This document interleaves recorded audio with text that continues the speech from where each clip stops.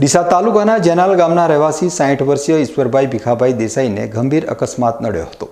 Ishwarbhai APMC માર્કેટથી bike ઉપર પોતાના ઘરે જઈ રહ્યા હતા ત્યારે અચાનક એક સ્વિફ્ટ ગાડીએ તેમને ટક્કર મારી હતી।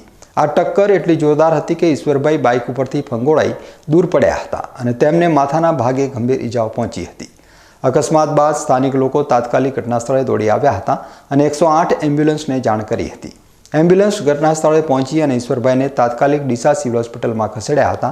તેમની ગંભીર હાલતને જોતા ડોક્ટરોએ તેમને વધુ સારવાર માટે પાલનપુર રિફર કર્યા હતા।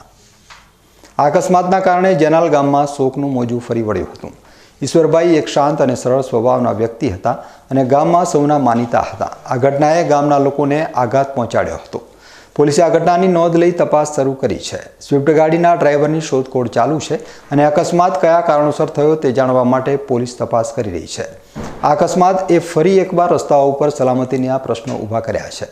સ્થાનિક લોકો અને વાહન ચાલકોએ સરકાર પાસે રસ્તાઓ પર સલામતી વધારવા માટે જરૂરી પગલાં લેવાની માંગ કરી છે।